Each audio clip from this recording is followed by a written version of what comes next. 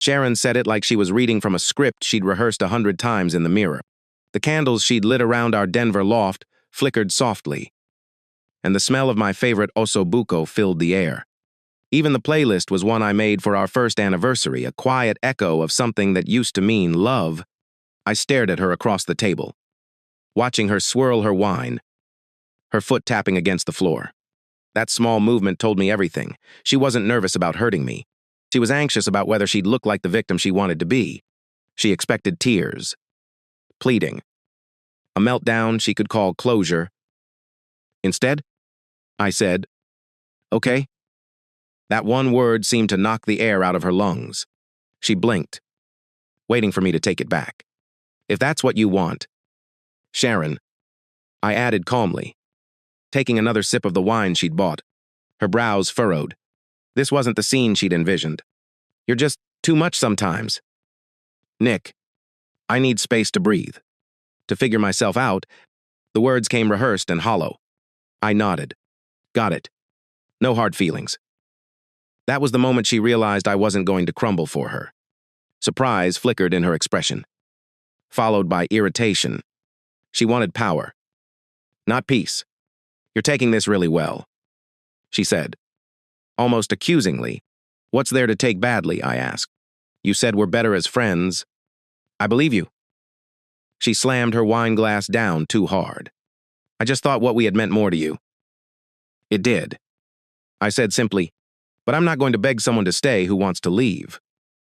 It was like watching a performance fall apart mid-scene.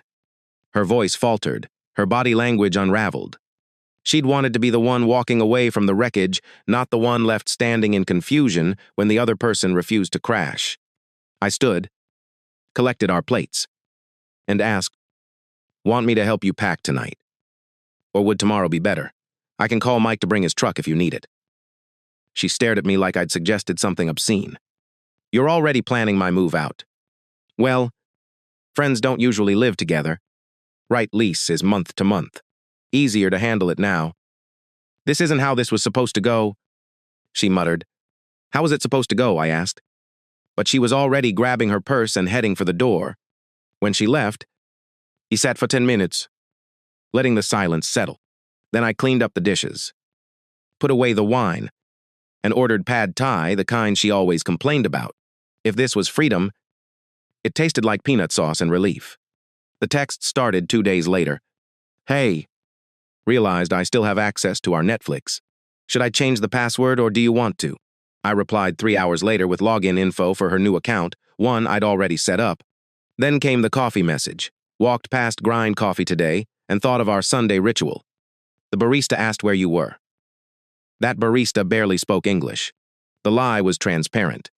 I replied, "Hope you enjoyed your lat." What I didn't add was that I'd already switched to a better cafe 2 blocks over. By day 4, coincidences began. I was leaving my climbing gym when Sharon appeared in the parking lot, wearing brand new climbing shoes that still had tags. "Nick, what are the odds?" She laughed too loudly. "I've been thinking about getting back into climbing." I remembered how she used to complain about broken nails every time I suggested it. "Jake inside can help you get started," I said. "He's great with beginners." She blinked, clearly expecting me to offer a personal lesson. "Maybe we could grab coffee after." "I've got plans. Have fun." Though, I left her standing there, shoes gleaming, smile faltering. 2 days later, she bumped into me at the farmer's market. "I've been trying to eat healthier. What would you recommend? Jim here grows great produce," I said, nodding toward the vendor. "He'll help you out." Then I paid for my tomatoes and walked away, leaving her pretending to shop with an empty tote bag. By the end of the week, she showed up near my office. "Just in the neighborhood for a client meeting," she said, out of breath from jogging across the street in heels. Her office was 20 minutes away in another district. There was no meeting. "Good to see you," I said, already walking away. "Hope the meeting went well." That night, a text appeared. "Saw something funny that reminded me of our old inside joke about your coworker's coffee breath." I stared at it for a moment. The joke had never been funny, just mean. I didn't reply.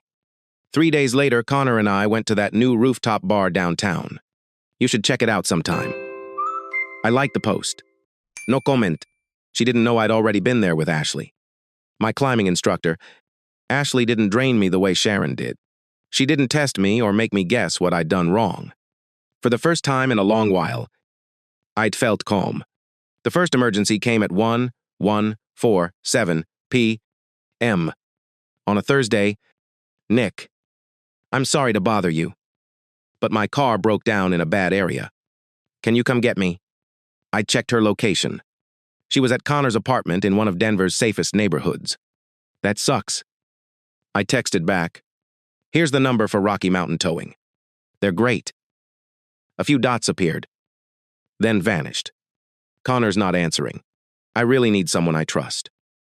I'm sure he'll call you back. Or try AAA. Stay safe. I turned my phone on silent and went back to sleep.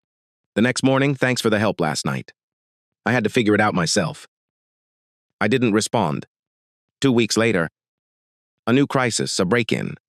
Police taking hours. She felt unsafe. Wanted to stay on my couch. I called Denver PD's non-emergency line.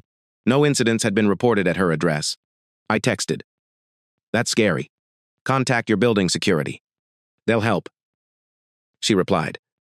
They can't do anything until morning. I really just need a friend. Try your sister. I wrote, or a hotel. She called soon after. Nick, please. Connor's out of town. I just need one night. Sharon, we're not together anymore. It's not appropriate. Please. I'm not asking as your ex. I'm asking as your friend. Friends don't manipulate each other with fake emergencies. I said quietly. The line went silent. It was the first time she realized I wasn't just moving on, I was learning how to live without her chaos. And that terrified her more than losing me ever did. 2 weeks passed after that night, and I almost started to believe Sharon would finally let go. I'd settled into a new rhythm work. Gym. Quiet evenings with no tension in the air. But like clockwork, her name lit up my phone again. Nick. My credit card was stolen at the grocery store. I can't buy food. Can you Venmo me something just for now? I stared at the message. Sharon was always dramatic. But desperate pleas for money, that was new. I replied with a short, factual text. You should call your bank.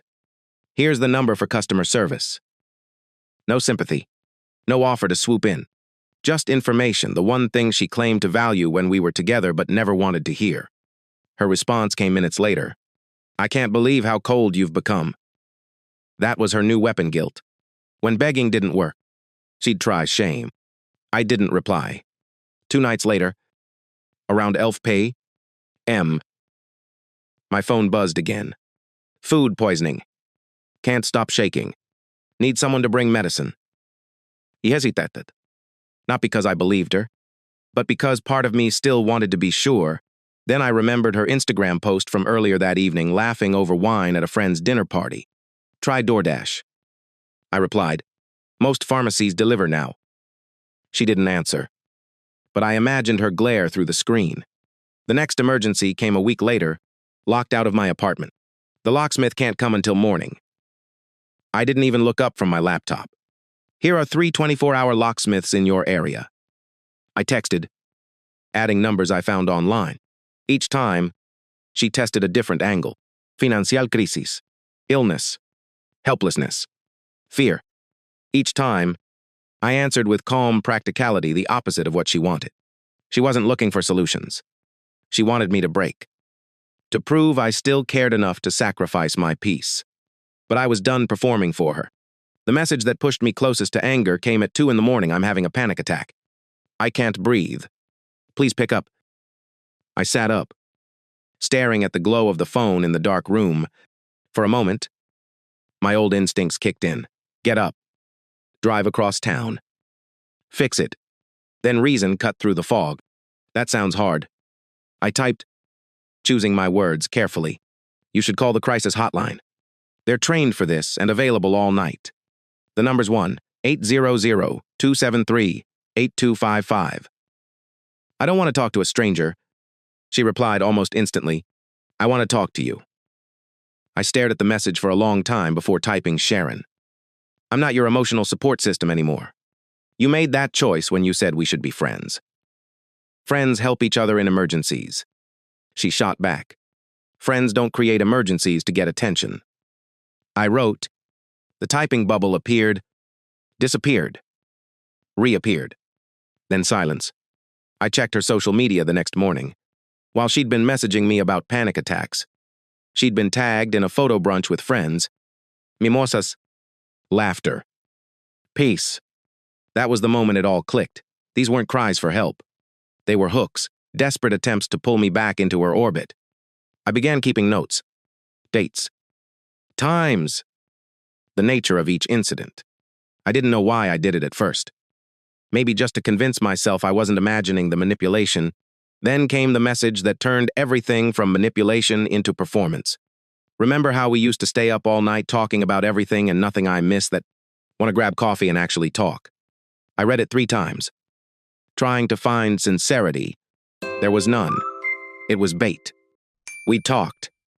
I replied, you said we were better as friends. I agreed. What else is there to discuss? I meant real friendship. She said, not this cold stranger act. This is real friendship. Sharon. Civil. Respectful. I just don't provide emotional labor anymore. If you want deep talks and midnight calls, find someone you're dating. No reply. That night, my phone showed her parked outside my building for 3 hours. I didn't look out the window. I just turned off the lights and went to bed. 3 weeks later, Jessica, a mutual friend, invited me to her birthday party. I almost declined when I saw Sharon's name on the guest list. But I refused to hide from my own social circle. The rooftop bar was already crowded when I arrived. Laughter, glasses clinking, soft jazz in the background. I'd barely made it to the appetizers when Sharon appeared. Eyes red. Mascara smudgid, holding her wine like a prop. Nick, we need to talk, she said loudly enough for half the guests to hear. Every conversation around us dimmed. Sharon, this isn't the place, I said quietly. When is the place? Her voice cracked for effect. You ignore me. You don't answer calls. You treat me like I don't exist. You said we'd be friends. I could feel people watching. Jessica froze by the bar, uncertain whether to step in. I've been polite and civil every time you reach out. I said, polite and civil. She laughed bitterly. You treat me like a stranger. We were together for 3 years. Nick, doesn't that mean anything? It did, I said, but you're the one who said we were better as friends. I'm treating you like a friend. Her face twisted. This isn't friendship. Friends care about each other. Friends also respect boundaries. I said calmly. They don't fake emergencies or show up at each other's workplaces uninvited. I never faked anything. She shouted, her voice trembling. What's wrong with missing you? Nothing, I said, but you're not missing me. You're missing the control. That word hung in the air. Someone near the bar coughed awkwardly. Jessica tried again to intervene. But Sharon cut her off. No, everyone should see this. They should know what kind of man Nick really is. Mike, a mutual friend, spoke softly. Sharon, maybe go home. Cool off. She glared at him. You think he's right, don't you? All of you do. The silence that followed said enough. Her hands shook as she turned back to me. You're heartless, she whispered. I don't know how I ever loved someone so cold. I'm not heartless, I said. I just stopped giving you what you wanted. For a second, I thought she'd slap me. Instead, she looked around one last time, searching for sympathy that never came. Then she stormed out, tears streaking down her face, leaving behind a silence that felt like relief.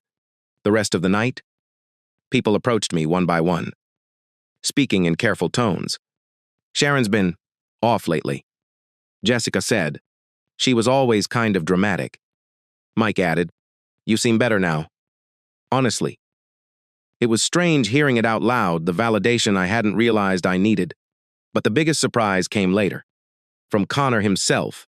2 days after the party, he texted. She broke up with me. Said she was still in love with you. I think you're better off without her. Man. I stared at the message for a long time. Relief, not victory, settled in my chest. Sharon's manipulations had finally turned inward, eating away at her new relationship, just like they had with ours.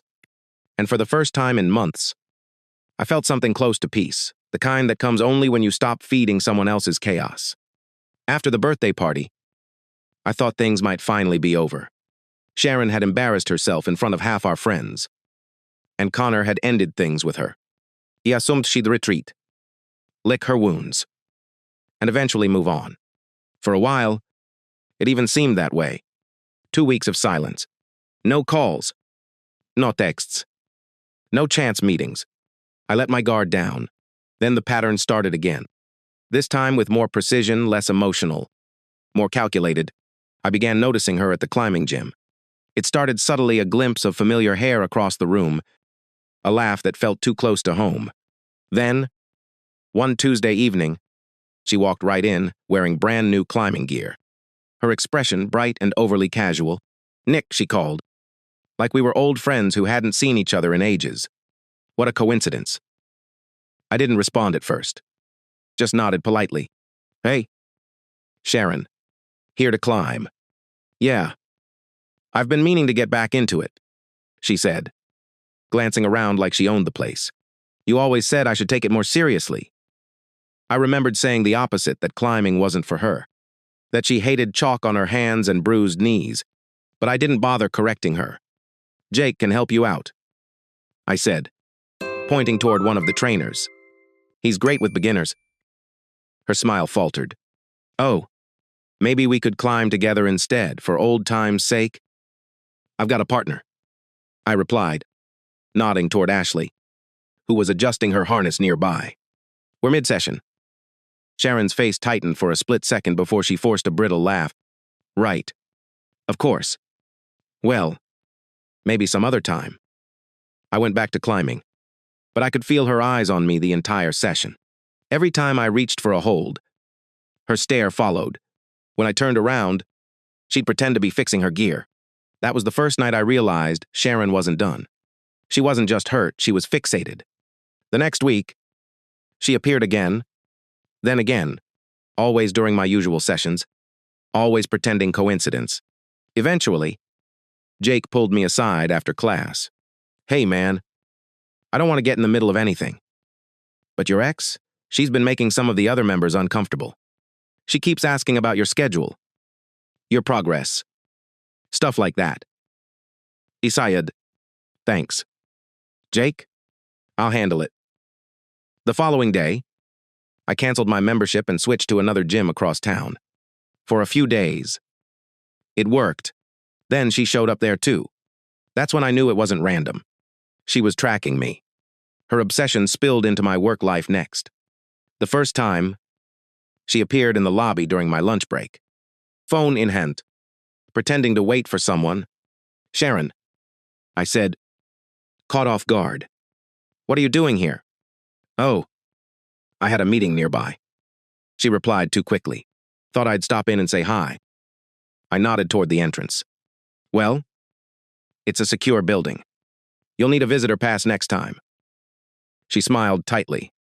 Of course. Didn't mean to bother you. But she came back the following week. And again, the third time, the building's security guard, Marcus, approached her. Ma'am, can I see your visitor badge? I'm just here to meet a friend, she said. Then I'll need to know which company and who you're meeting with. Marcus replied firmly. When she couldn't answer, he politely asked her to leave. The look she gave me through the glass doors as she walked out wasn't sadness anymore. It was anger, quiet. Burning anger. That's when the gifts started arriving. Packages delivered to the office. No, send their name. Bags of premium coffee beans I'd once mentioned liking. Protein bars from the brand I bought. A new climbing harness, the exact model Ashley had recommended to me. Each came with a handwritten note. Saw this and thought of you. It wasn't romantic. It was invasive. Every package felt like proof that she was still mapping my habits, still inserting herself into spaces I hadn't invited her into.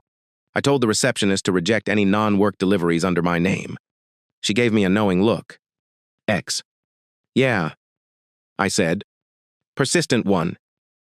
The situation escalated when my mother mentioned something at Sunday dinner that made my stomach drop. A lovely young woman stopped by the house last week, she said casually, passing the mashed potatoes. Said she was an old friend from college. Wanted to surprise you. I froze. What was her name? Sharon. I think she said, smiling. Pretty girl. She asked about your job. Your climbing hobby. Said she misses your cooking. My father looked up from his plate. Didn't you date a Sharon? I nodded slowly. We broke up months ago. She seemed nice. My mother said, should we be worried? Not worried. I replied carefully, but if she comes by again, don't tell her anything about me. Please. That was when I started writing things down in earnest every appearance, every call, every package. I labeled it incident log. A week later, the pattern reached a new low. I was at the office break room when Linda from HR approached me with a concerned expression. Nick, I just wanted to give you a heads up. We received a job application from someone named Sharon Ellis. She listed you as a reference. I nearly spilled my coffee. She what? Linda frowned. She mentioned you two were close and that you could vouch for her familiarity with the company culture. Linda. She's my ex, I said, lowering my voice. We broke up on bad terms. I never gave her permission to use my name. Her face shifted from confusion to alarm. Oh, that's not good. She's been showing up here uninvited. It's becoming a problem. I added. Linda nodded. Already taking notes. We'll flag the application, and I'll alert security in case she tries to come by again. That afternoon, I got a text. Can't believe you sabotaged my job interview. That's a new low. Even for you. I didn't reply. I just took a screenshot and forwarded it to HR as documentation. That night, over dinner, I told Ashley everything, the stalking, the job application, the visit to my parents. She set down her fork, eyes narrowing. Nick, this isn't persistence. This is stalking. I don't think she'd hurt anyone, I said, though even as I said it, my confidence wavered. Ashley shook her head. She's tracking your movements, showing up at your work, contacting your family. This is serious. What should I do? Document everything, she said. Keep screenshots, dates, times, and if she keeps escalating, you might need to contact the police. I wanted to argue, to pretend it wasn't that bad, but deep down, I knew Ashley was right. That night, I opened my incident log and added everything, every text, every visit, every delivery. Reading it all together was like staring at evidence in someone else's case file. What had started as heartbreak had morphed into obsession. The next morning, I printed a copy and locked it in my desk drawer. It wasn't fear that kept me cautious, it was clarity. Sharon didn't love me anymore. She didn't even hate me. Not really. She just couldn't stand the idea that I'd learned to live without her.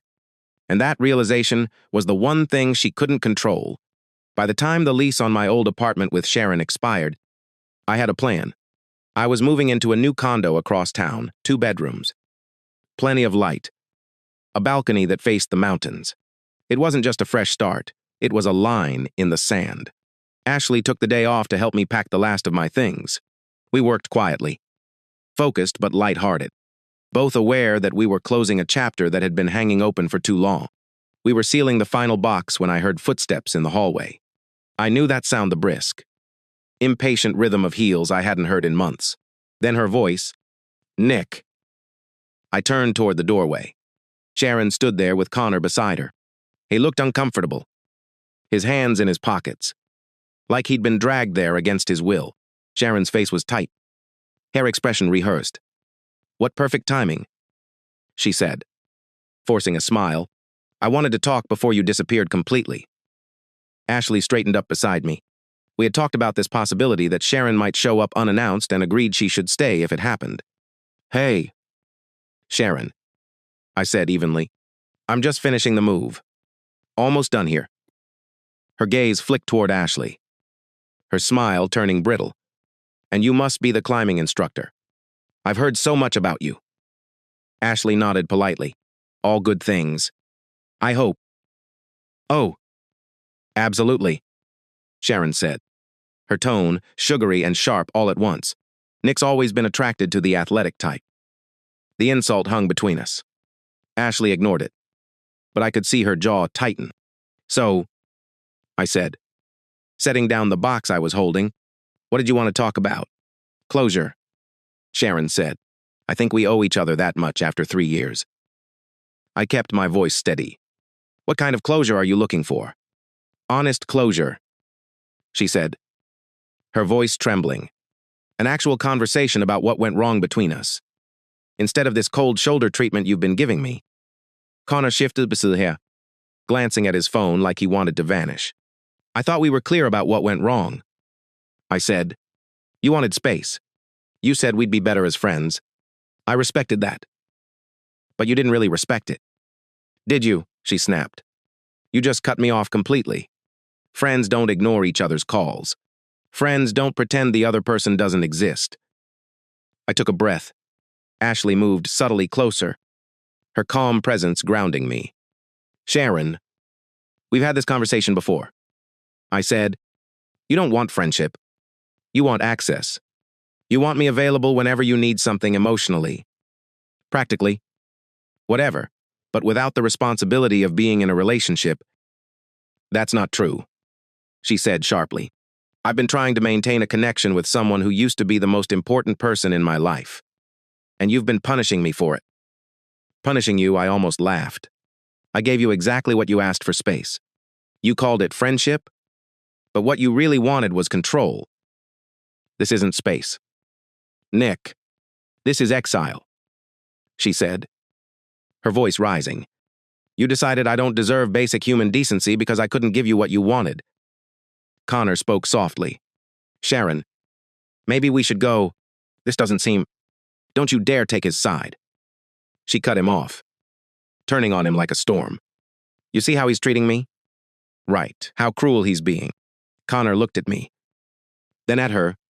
I see someone who's just trying to move on, he said quietly. Move on, she repeated, her voice cracking.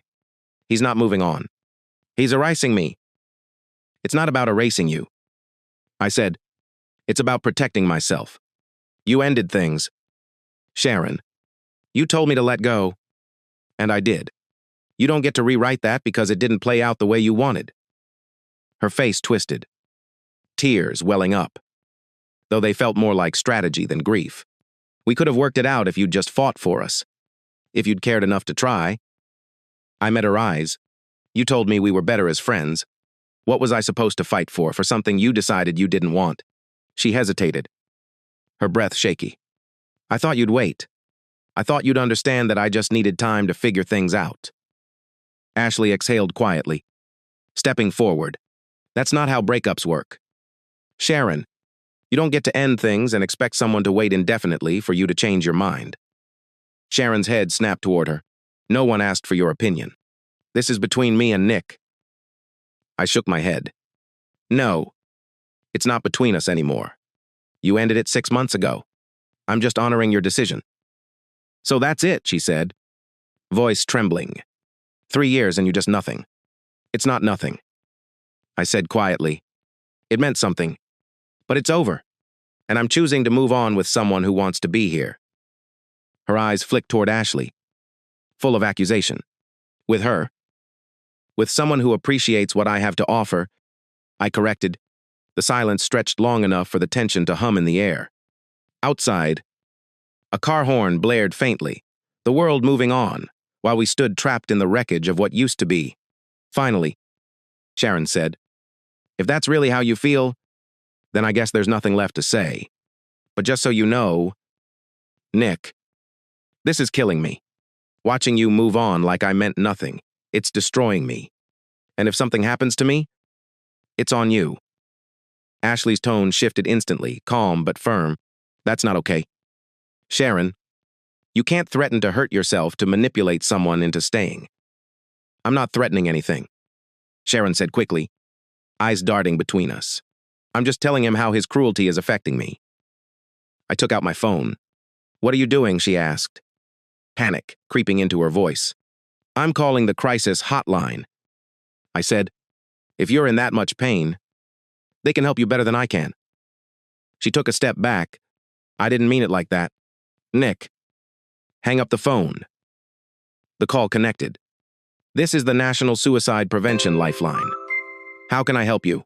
A calm voice said on the other end. Hi, I said. I'm here with someone who said she feels like she might hurt herself. Can you talk to her? I held the phone out toward Sharon. She shook her head. Tears spilling over now. No, I don't need to talk to anyone. I didn't mean it literally. I brought the phone back to my ear. She's declining to talk, but I wanted to make sure she has access to help. The voice on the line thanked me, offered advice about next steps. And I hung up. Sharon stared at me, part disbelief, part something else. I can't believe you actually called them. I can't believe you thought that was an appropriate thing to say.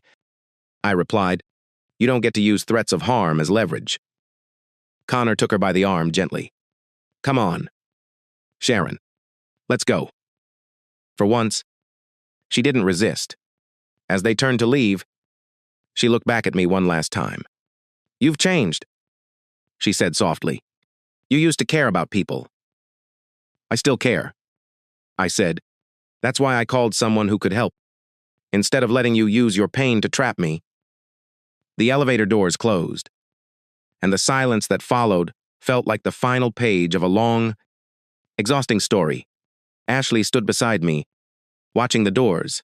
That was intense, she said quietly. I'm sorry you had to see that. I said, don't be, she replied. You handled it exactly right. You took her seriously without giving in to her manipulation. We finished loading the truck without speaking much after that. The air outside felt lighter somehow, like the weight that had been pressing against my chest for months had finally lifted. When we drove away from the building, I looked at the rearview mirror one last time, not to see if Sharon was there, but to remind myself that I was leaving her behind. For good. 6 months later, I barely recognized my own life. For the first time in years, my days were calm, predictable in the best way. I woke up next to Ashley, drank coffee on the balcony, and didn't have to brace for the next emotional storm.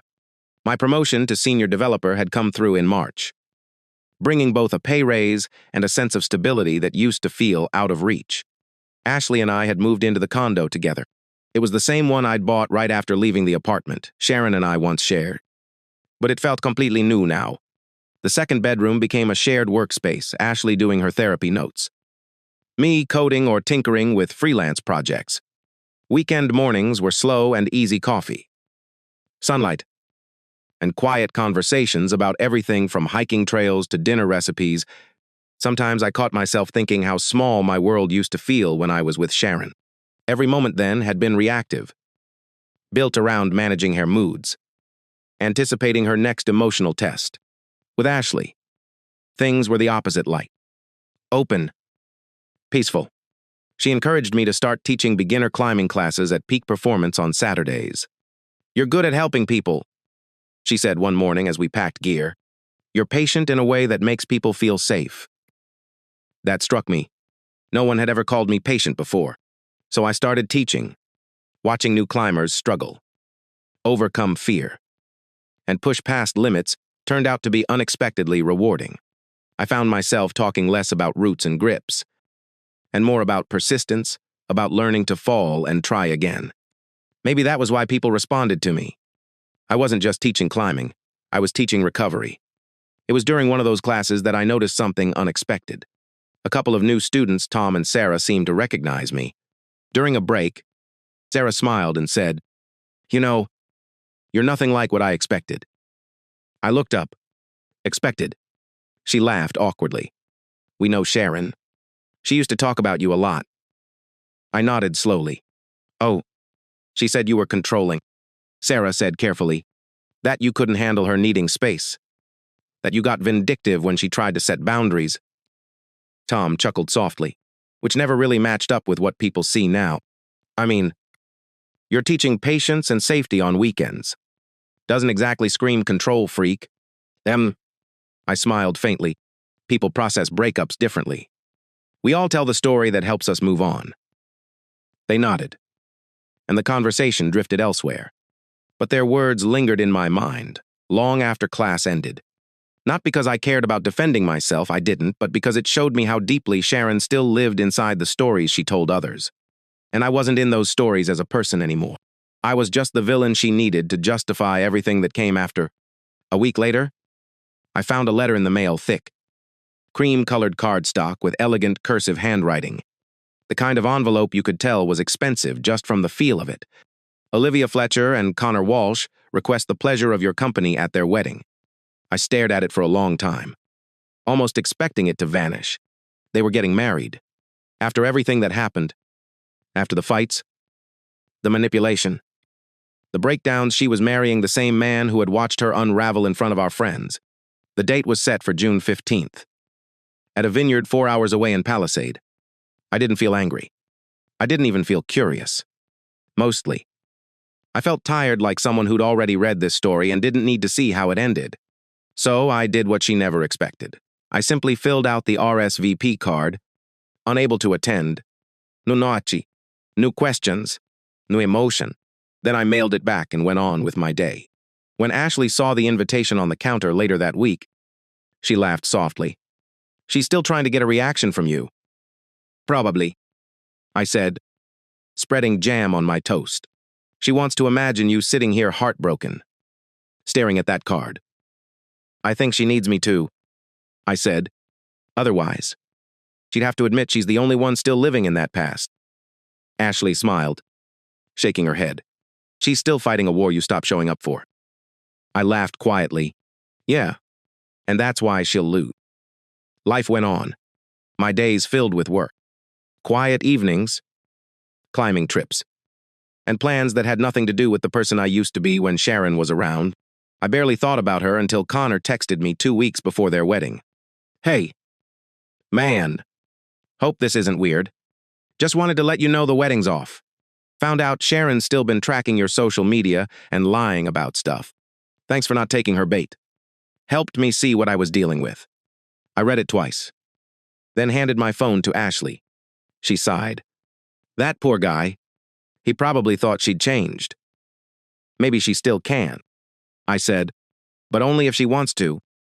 Ashley gave me a look that said we both knew better. That weekend, we went to the farmer's market, the same one where Sharon had once ambushed me, pretending she'd suddenly become passionate about organic produce. I was reaching for a bunch of heirloom tomatoes when Ashley squeezed my hand gently. Don't look now, she whispered, but I think your past just walked in. I glanced up, across the plaza, on a wooden bench near the coffee stand. Sharon sat alone, staring at her phone. Her hair was pulled back messily, her clothes loose and tired. She looked smaller somehow, not physically, but emotionally, like a balloon that had finally run out of air. For a moment, something stirred in me. Not anger, not pity, just recognition. This was the same person who'd once filled every corner of my life, now sitting quietly on the periphery. A ghost of her own story. Ashley followed my gaze. Is that her? Yeah, I said. Do you want to say hi? I thought about it. The old version of me, the one still bound by guilt and habit, might have gone over. Asked how she was doing. Tried to make peace. But that impulse came from a part of me that didn't exist anymore. No, I said softly. If she really needs something, she knows how to reach out. She has people now. It's not my job anymore. Ashley nodded, smiling faintly. Good answer. We bought our vegetables and walked home. The sun warm on our backs. We talked about dinner, about a climbing trip we wanted to take next month, about maybe adopting a dog. Behind us, Sharon stayed on that bench, scrolling endlessly through her phone. I didn't look back. Months later, at a holiday party, Jessica mentioned in passing that Sharon had moved to Portland. She's working for a new event company, she said. Seems better. More focused on her career. Less on everything else. Good for her, I said, and I meant it. By then, Ashley and I were engaged. We decided to have our wedding at the climbing gym, where we met a small, simple ceremony surrounded by friends who'd watched us grow together without drama or performance, standing there with her hand in mine. I thought about everything that had happened, the manipulations, the crises, the endless tug of war between love and control. And I realized something: the best revenge was never revenge at all. It was peace. Peace. And the kind of quiet happiness that comes when you stop proving your worth to people who never saw it in the first place. Sometimes, moving on isn't about forgetting the person who hurt you. It's about remembering who you were before they convinced you that love had to be chaos. I didn't get even. I got better. And I never looked back. Thank you for listening to today's stories. If you enjoyed listening, please like and subscribe if you haven't done so already. Also, leave a comment below to share your thoughts on what happened. Take care.